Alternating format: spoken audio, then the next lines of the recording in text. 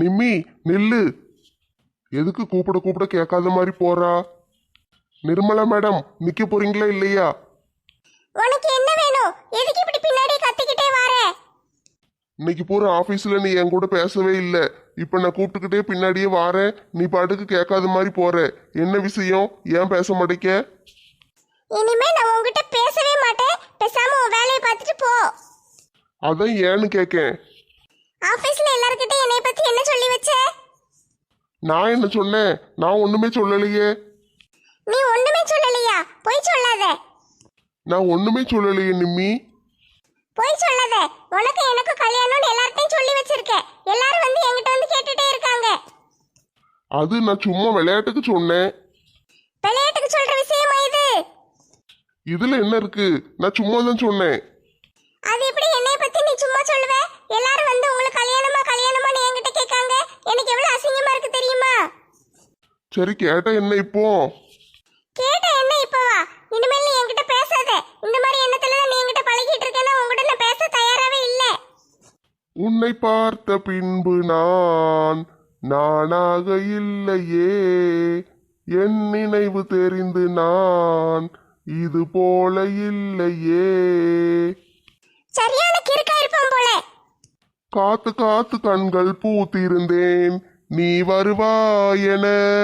பூத்து பூத்து புன்னகை சேர்த்து வைத்தேன், நீ வருவாயென.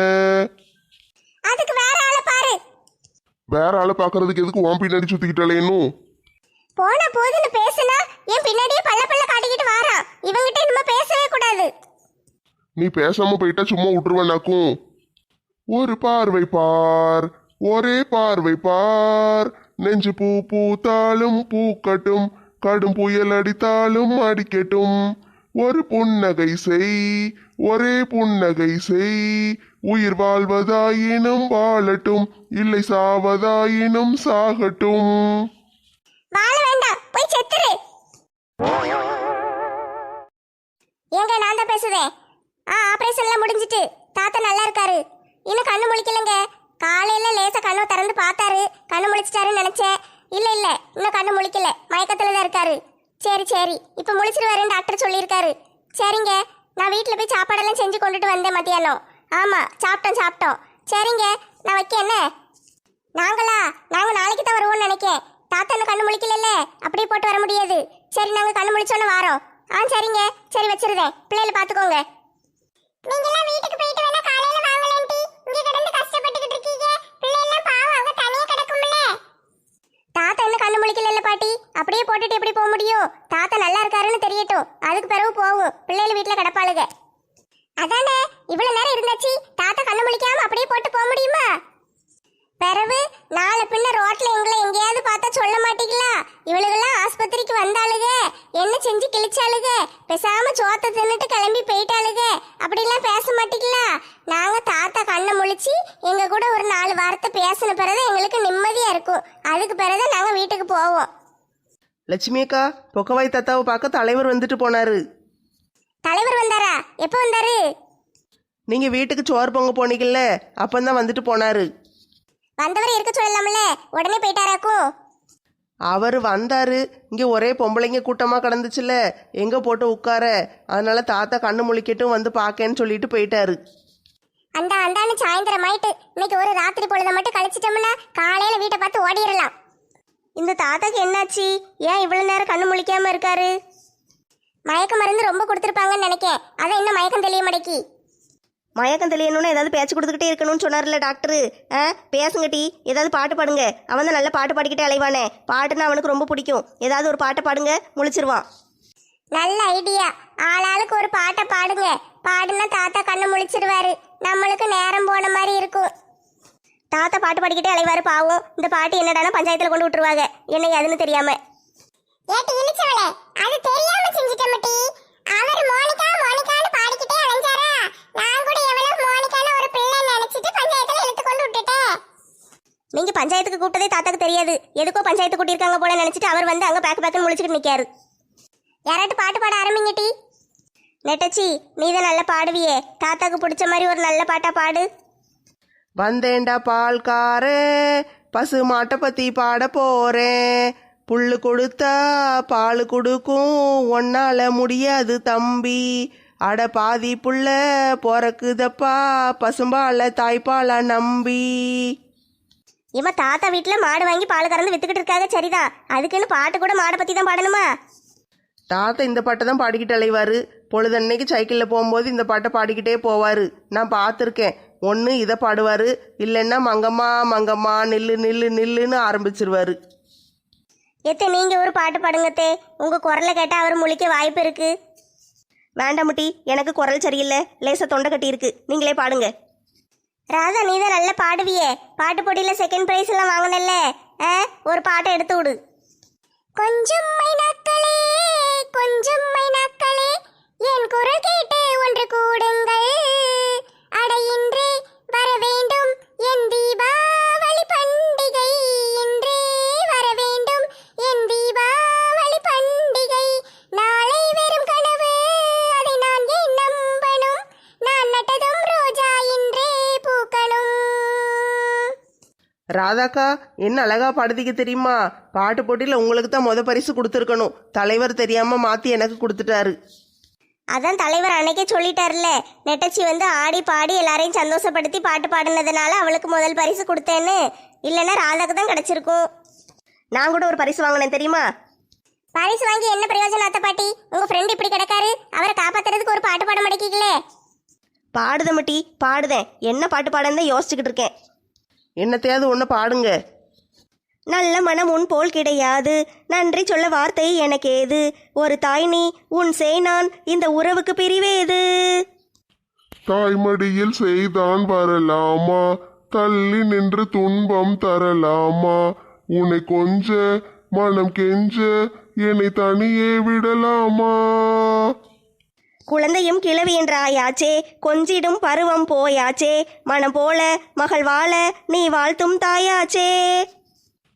ஏதோ ஏதோ ஏதோ ஒன்று உன்னை கேட்டேன், இல்லை இல்லை இல்லை என்றால் உயிர் தூரப்பேன், உன் பாதம் நடக்க மலர் பூக்கள் வீரிப்பேன், உன் தேகம் முழுக்க தங்கத்தால் பாதிப்பேன், உள்ளாகி உள்ளாகி உள்ளாகி. அதான் சொன்னோம்ல, அத்தை பாட்டி பாடுனா அவங்க குரலை கேட்ட உடனே தாத்தா முழிச்சிருவாருன்னு. இப்ப எப்படி முழிச்சாரு பாருங்க. முருகேசா, நீ எந்திரிச்சு உட்காந்துட்டியா? உனக்கு ஒன்றும் இல்லைல்ல, நல்ல ஐட்டம் முருகேசா. ஏங்க, எனக்கு இப்பதான் உயிரே வந்திருக்கு. கண்ணு முழிச்சிட்டீங்களா? ஆமா பட்டு, நான் நல்லா இருக்கேன், எனக்கு ஒன்றும் இல்லை. எல்லாம் மருந்து மாத்திரைன்னு கொடுத்து குணப்படுத்துவாங்க. இங்க என்னடானா சுத்தி உட்காந்துக்கிட்டு பாட்டு பாடியே குணப்படுத்திட்டாளுகளே. இழிச்சக்கா, நட்புன்னா சும்மாவா? 60 வருஷம் நட்பு. சரி, தாத்தா சரியாயிட்டார்ல, டாக்டரை கூப்பிட்டு என்ன ஏதுன்னு கேளுங்க. வீட்டுக்கு போக வேண்டாமா? டாக்டர் இல்ல, நானே வந்துட்டேன். ஏமா உன்னையதாம்மா தேடிக்கிட்டு இருந்தோம். தாத்தா கண்ணு முழிச்சு உட்காந்துட்டாரு. எங்களை வீட்டுக்கு எப்போ அனுப்புவீங்க? ஏக்கா, ட்ரீட்மெண்ட் இன்னும் முடியலக்கா. டாக்டர் வேற ஊர்ல இல்ல, ஊருக்கு போயிருக்காரு. அவர் வந்த பிறகு உங்களை அனுப்ப முடியும். அவர் காலையில தான் வருவாரு. வந்த பிறகு செக் பண்ணி எல்லாம் பார்த்து அனுப்புறதுக்கு எப்படி நாளைக்கு மத்தியானத்துக்கு மேல ஆயிரும். நாளைக்கு மத்தியானத்துக்கு மேல ஆயிருமாக்கும்? தாத்தா எந்திரிச்சு உட்கார்ந்துருக்காருன்னா நீங்க எல்லாம் பேசிக்கிட்டு இருக்கீங்களே, அந்த சந்தோஷத்துல அவர் எந்திரிச்சு உட்கார்ந்துகிட்டு இருக்காரு. ஆனா அவர் இன்னும் முழுசா குணமாகல. அவருக்கு இன்னும் மருந்து மாத்திரை எல்லாம் கொடுக்க வேண்டியிருக்கு. எல்லாத்தையும் சாப்பிட்டாதான் உடம்பு சரியாகும். சரி, அப்பனா ராத்திரி மட்டும் இருந்துட்டு காலையில எல்லாரும் வீட்டுக்கு போயிருங்க டி. நான் தாத்தாவை இருந்து கூட்டிட்டு வரேன். சரியா? நீங்க பாவம் எவ்வளவு நேரம் இங்கேயே கிடப்பீங்க? என்ன பாட்டி இப்படி பேசுதீங்க? உங்களையும் தாத்தாவையும் இங்க தனியா விட்டுட்டு நாங்க போவோமா? அதுக்கு இவ்வளவு நேரம் இங்க காத்து கிடக்கும். உங்களை கொண்டு வீட்டுல விட்டுட்டு தான் நாங்க வீட்டுக்கு போவோம். ஏ தங்கங்களா, பாட்டி மேலையும் தாத்தா மேலையும் உங்களுக்கெல்லாம் எவ்வளவு பாசம். உங்களெல்லாம் நான் மறக்கவே மாட்டேன். சரி, எல்லாரும் இருங்க. என்ன டாக்டர் நாளை காலையில வந்து பாப்பாரு. ராத்திரி ரொம்ப நேரம் ஆயிட்டு பாத்தீங்களா? ரொம்ப சத்தம் போட்டுட்டு கிடக்காதீங்க. பக்கத்து ரூம்ல இருக்கிற பேஷண்ட்டுக்கெல்லாம் ரொம்ப தொந்தரவா இருக்கு. ஆஸ்பத்திரியில இருக்கிறதே நாங்க மட்டும்தான். யாருக்கு தொந்தரவா இருக்குன்னு தெரியல. சரி, நாங்க அமைதியா இருக்கோமா? கிளம்பு.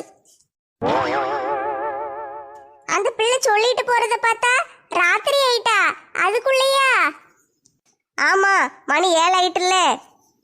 7 மணி ஆயிட்டா? ஐயோ, அப்பனா பசிக்கே. இவ்வளவு நேரம் பசிக்கல, 7 மணி ஆயிட்டுன்னு சொன்ன உடனே பசிக்கோ?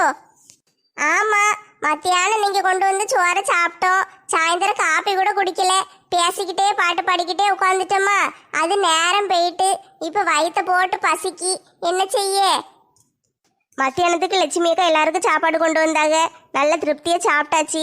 அந்த சாப்பாடு எதுவும் மிச்சம் கூட இல்லை. ரசத்தை கூட வலிச்சு குடிச்சாச்சு. சோறு ஒன்றும் மிச்சம் கிடையாது இப்போ. ஹலோ ராமு, சொல்லுங்க. ஆ சரி சரி, இந்த வாரேன். என்ன டீ திடீர்னு எந்திரிச்சு நட்டாம நிக்க? மாலாக்கா கொஞ்சம் என் கூட வாரீங்களா? ராமு வெளியே நின்றுக்கிட்டு இருக்காராம், போய் பார்த்துட்டு வந்துடுவோம். ராமு தம்பி வந்திருக்காரா? அவர் உள்ள கூட்டு வாட்டி. இக்கா என்னன்னு தெரியல, வந்திருக்கேன் வெளியே நிற்கேன்னு சொன்னாரு, போய் பார்த்துட்டு வந்துடுதேன். சரி டீ, 2 பேரும் போய் பார்த்துட்டு வாங்க. யோ பொக்கவாயா, எதுக்கு இந்த நேரத்துக்கு இங்கே வந்திருக்கீரு? கையில் என்ன பையி? நெட்டம்மா உங்களுக்கெல்லாம் சாப்பாடு கொண்டு வந்திருக்கேன். உங்க அம்மா தான் கொடுத்து விட்டாங்க. எங்கள் அம்மாவை கொடுத்து விட்டாங்க. ஐ சாப்பாடு. நெட்டம்மா அந்த சின்ன பை இருக்குல்ல, நம்ம வீட்டு பை, அந்த பையில வாட்டர் பாட்டில்லாம் போட்டு கொண்டு வந்திருக்கேன். சரியா? தண்ணி இருக்கும், எல்லாரும் எடுத்து குடிச்சுக்கோங்க. பிறகு உனக்கு மாத்திரையும் அதுக்குள்ளதான் இருக்கு. மாத்திரை எடுக்காம வந்துட்டேல்ல, அதையும் ஒழுங்கா தின்று. அதுக்கு பிறகு இந்த ப்ளூ கலர் பையில சாப்பாடு இருக்கு. எல்லாருக்கும் சப்பாத்தியும் இட்லியும் செஞ்சிருக்கேன்னு சொன்னாங்க உங்க அம்மா. அதனால எல்லாரும் சாப்பிட்டுருங்க. அதுக்கு பிறகு பழங்கள் கொஞ்சம் நான் வாங்கிட்டு வந்தேன். தாத்தாக்கு ஜூஸ் போட்டு கொடுங்க. பரவாயில்லையே, மீனாட்சி அக்கா எல்லாருக்கும் சாப்பாடு செஞ்சு கொடுத்து விட்டுருக்காங்களே. எங்கள் அம்மாட்ட நான் சொல்லவே இல்லை, அவங்களே கொடுத்து விட்டுருக்காங்க. சரி, இந்த வாங்கிக்கோ நெட்டம்மா. நீங்கள் உள்ளே வரலையா? தாத்தாவை பார்த்துட்டு போகலாம்ல, கண்ணு முழிச்சிட்டாரு. நெட்டம்மா உன்ட்ட சொல்லவே மறந்துட்டேன். சித்தியும் சித்தப்பாவும் வாராங்க. ஏர்போர்ட்டுக்கு போய் கூப்பிட போகணும். நான் போயிட்டு வரேன். காலையில் வந்து தாத்தாவை பார்க்க என்ன? என்னது, சித்தியும் சித்தப்பாவும் வாராங்களா? ஆமா நெட்டம்மா, திடீர்னு ஃபோன் அடிச்சு வாரேன்னாங்க. நான் தனியாக கிடக்கேன்ல, அதனால வந்து என் கூட இருக்க போறாங்களாம். எனக்கு தெரியாமல் ஃபோன் அடித்து அவங்கள வர சொல்லியிருக்கீரோ? நான் சொல்லலை நெட்டம்மா, அவங்களே தான் கிளம்பி வந்திருக்காங்க. இப்போ தான் எனக்கு ஃபோன் அடிச்சாங்க. நாங்கள் வந்துட்டோம், வந்து கூட்டிகிட்டு போகணும். சரி போய் கூட்டு வாங்க, சோத்தை கொண்டாங்க. நான் போயிட்டு வரட்டா? வெளியே மழை வேற பெய்யுது. காலையில் வாரேன் என்ன? மலைக்குள்ளேயே வந்தீரு? காரில் தான் வந்தேன் நெட்டம்மா. அப்படியே சாப்பாடை கொடுத்துட்டு ஏர்போர்ட்டுக்கு போகணும்ல, அப்படியே காரில் போய் அவங்கள கூட்டு வந்துருந்தேன். திடீர்னு எதுக்கு வராங்க? அவங்க வந்தா தானே தெரியும். அவங்க பாட்டுக்கு வருவாங்க, அவங்க பாட்டுக்கு போவாங்க. ஏன் எதுக்குன்னு நம்ம கேட்க முடியுமா? சரி ராமு, பார்த்து பத்திரமா போயிட்டு வாங்க. கூட்டு வந்துட்டு எனக்கு ஒரு ஃபோன் அடிங்க என்ன, வீட்டுக்கு வந்த உடனே. சரி நெட்டம்மா, நீ மாத்திரையை மறக்காம சாப்பிட்டுருன்னு. நான் போயிட்டு வரேன். என்ன டீ, மாமியார் வராங்களா? அவங்க வந்தால் எனக்கு என்ன, நான் எங்கள் அம்மா வீட்டில் தானே இருக்கேன். இன்னும் ஒரு 6 மாதத்துக்கு எங்கள் வீட்டு பக்கமே போக மாட்டேன். இருந்தாலும் மாமியார் இல்ல, நீ போய் அவங்கள வீட்டில் போய் பார்த்துட்டு வரணும்ல. வளகாப்புக்கு வாங்கன்னு ஃபோன் அடித்தேன், வர முடியாதுன்ட்டாங்க. பிறகு நான் எதுக்கு போய் பார்க்கணும்? நான்லாம் போக மாட்டேன். வேணா அவங்க வந்து என்னைய பார்க்கட்டும். சரி வா, உள்ள போவோம். செல்விதான் ரொம்ப பசிக்கின்னா, வா முதல்ல போய் அவளுக்கு சாப்பாடு கொடுப்போம். ரொம்ப நாளைக்கு பிறகு இங்கே வரோம்ல. சித்தி சித்தப்பா வாங்க உட்காருங்க. வாரோம் வாரோம். சாப்பிட ஏதாவது கொண்டு வரட்டா? இப்போ தானேப்பா ஹோட்டலில் சாப்பிட்டு வந்தோம், அதுக்குள்ள என்ன சாப்பாடு? வேண்டாம் வேண்டாம், காலையில் பார்த்துக்கிடுவோம். காப்பி ஏதாவது போட்டு தரட்டா? வேண்டாம் தம்பி, வயிறு நிறைஞ்சிருக்கு. இப்போ தானே சாப்பிட்டு வந்தோம், ஒன்றும் வேண்டாம், நீ உட்காரு. உன் பொண்டாட்டி எப்போ வருவா? சித்தி அவ குழந்தை பிறந்து 3 மாசம் கழிச்சு தான் வருவா. இப்பவுமே எதுக்கு அனுப்பி விட்ட? குழந்தை பெத்த பேர் அனுப்ப வேண்டியதானே? சித்தி 7வது மாசம் வளகாப்பு போடணும்ல, அதனாலதான் 7வது மாசம் கடைசியில தான் வளகாப்பு போட்டு கூட்டு போயிருக்காங்க. அப்போ குழந்தை பெத்தோன்னு வந்துட வேண்டியதானே? எதுக்கு அங்கே போய் 6 மாசத்துக்கு கிடக்கணும்? ஐயோ, வந்த உடனே ஆரம்பிக்காங்களே, இவங்களுக்கு என்னத்த சொல்ல? என்னப்பா, நான் கேட்கறது சரியா இல்லையா? சித்தி அங்கேயே இருக்கட்டும் சித்தி. கை குழந்தைய வச்சுக்கிட்டு அவ சமாளிக்க முடியாது. அவங்க அம்மா பார்த்து வச்சு அனுப்பி விடுவாங்க. அப்போ அது வரைக்கும் நீ சோத்துக்கு என்ன செய்வ? அதனாலதான் நாங்கள் கிளம்பி வந்தோம். சரி சித்தி, ரொம்ப நன்றி.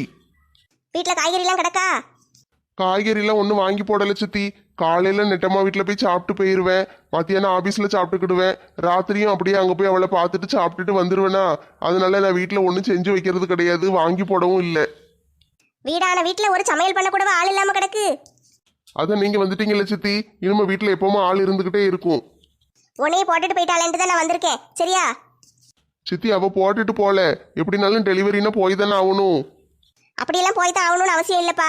அவள் பாட்டுக்கு இங்கே இருந்திருக்கலாம். 9 மாசத்துல வளகாப்பு போட்டு கூட்டு போக வேண்டியதானே? குழந்தை பிறக்க போகிறதுக்கு ஒரு 2 நாளைக்கு முன்னால் போனால் போதும். குழந்தை பிறந்து ஒரு 10 நாள் கழிச்சு தூக்கிட்டு வந்துடலாம்ல. சித்தி புரியாம பேசாதீங்க. நெட்டம்மா இங்க கடந்து ஒன்றும் சாப்பிடாம வைக்காம கடந்தா, அதனாலதான் உங்க அம்மா கூட்டிட்டு போயிருக்காங்க. நல்ல சாப்பாடு போட்டு அனுப்புதேன்னு. சாப்பிடாம கிடந்தாளா? நம்புத மாதிரியா இருக்கு. அவ ஊரையே வளைச்சு வாயில போட்டுருவாளே, அவளை போய் சாப்பிடலங்க. சரி, ரொம்ப நேரம் ஆயிட்டு. 2 பேரும் முழிச்சு உட்காந்துட்டு இருக்கீங்க. இவ்வளவு நேரம் டயர்டா வந்திருப்பீங்கல்ல, போய் படுத்து தூங்குங்க. நானும் போய் தூங்குதேன். பொண்டாட்டியை பத்தி குறை சொல்லிடக்கூடாது, உடனே எந்திரிச்சு உள்ள போயிருவான். சித்தி எதுக்கு இப்படி நெட்டம்மாவை பத்தி குறை சொல்லிக்கிட்டே இருக்காங்கன்னு தெரியல. இவங்களையும் எதிர்த்து பேச முடியல, அவளையும் விட்டு கொடுக்க முடியல. நெட்டம்மா இப்ப என்னை எவ்வளவு நல்லா பாத்துக்கிட்டுதா, எனக்கு சாப்பாடெல்லாம் நல்லா செஞ்சு தாரா, வீட்டு வேலையெல்லாம் பார்த்து வீட்டை சுத்தமா வச்சுக்கிட்டு நல்லா எல்லாம் செய்யுதா. இவங்க ஏன் இப்படி குறை சொல்லிக்கிட்டே கிடக்காங்கன்னு தான் தெரிய மாட்டேக்கி. சரி பேசாம நம்ம போய் தூங்கிடுவோம். கனகா, நம்மளும் போய் தூங்குவோமா? தூங்குதுலயே கடங்க மனசா, அதுக்கு தான் ஊர்ல இருந்து வந்திருக்கா. ராத்திரி தூங்க வேண்டாமா? போங்க, நீங்க போய் தூங்குங்க. நான் வீடு பூரா என்ன லட்சணத்துல இருக்குன்னு பார்த்துட்டு தான் வருவேன். சரி நான் போறேன், நீ இருந்து வீட்டை ஆராய்ச்சி பண்ணிட்டு வா.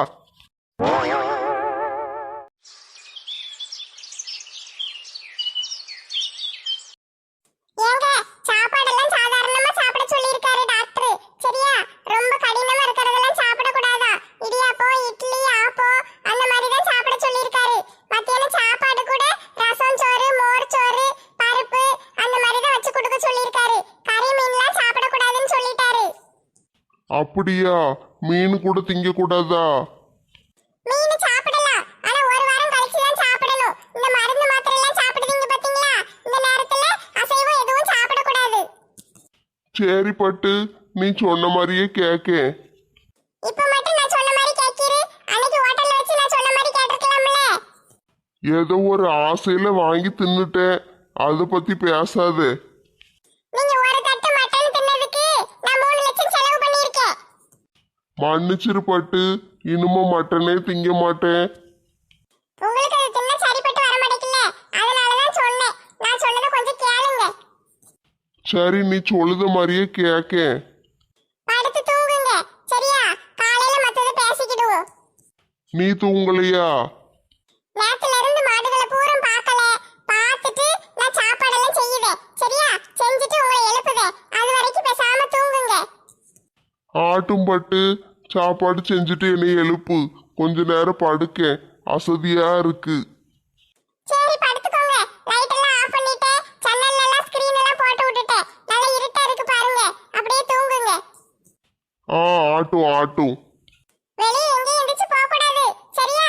பேசாம படுத்து கிடக்கணும். ஒரு 2-3 நாளைக்கு வெளியவே போக கூடாதுன்னு டாக்டர் சொல்லிருக்காரு. போக மாட்டேன், வீட்லயே இருக்கேன். பாவம் இந்த மனுஷன் வீட்லயே இருக்க மாட்டாரு. பொழுதன்னைக்கு வெளியே தான் சுத்திக்கிட்டு அலைவாரு. இப்ப எப்படித்தான் வீட்ல கிடக்க போறாரோ தெரியல. ரொம்ப கஷ்டப்பட்டிருப்பாரு. ஆபரேஷன் வேற பண்ணிருக்கு. பாவமா இருக்கு இவரை பார்க்கவே. கடவுளே, எங்க வீட்டுக்காரர் நல்லபடியா குணப்படுத்திடுங்க. அவருக்கு ஆபரேஷன் தான் முடிஞ்சிருக்கு, ஆனா உடம்பு இன்னும் முழுசா சரியாகல. நீங்க தான் எப்படியாட்டும் அவரை சரி பண்ணி விடணும். சரி, ஒண்ணு எவ்வளவு விலை இருக்கு? பேயை பிடிச்சிருக்குமோ, அதான் இப்படி பெக்க பெக்கன்னு சிரிச்சிட்டு கிடக்காளோ. மருமவளே, நீதானா இல்ல பேயா? ஏத்தே பேய் இல்ல, நான் தான். என்ன டீ பெக்க பெக்கன்னு சிரிச்சிட்டு கிடக்க? ஏத்தே இதுல ஒரு விளம்பரம் பார்த்தேன், அதை பார்த்தேன் சிரிச்சேன்.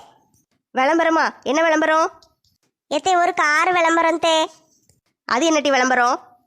ஏத்தே ஒருத்தர் ஒரு பழைய காரை விற்க போனாரு தே. அங்க நடந்த காமெடியை தான் பார்த்துக்கிட்டு இருந்தேன். காமெடியா? சரி சரி. ஏத்தே நம்மளும் பழைய காரை வித்துட்டு புது கார் வாங்கினா என்ன? வாங்கலாமே, நல்ல ஐடியாவா தான் இருக்கு. சரி தே, அப்ப வாங்கிடுவோம். அடியே, பழைய கார் இருந்தா தானே அதை வித்துட்டு புது கார் வாங்க முடியும். நம்மகிட்ட தான் பழைய காரே இல்லையே. அதான் தே, ஒரு பழைய கார் வாங்கி அதை வித்துட்டு பிறகு புது கார் வாங்குவோம். பைத்தியமா இது? ரொம்ப நேரமா நல்லா பேசிக்கிட்டு இருந்துச்சே.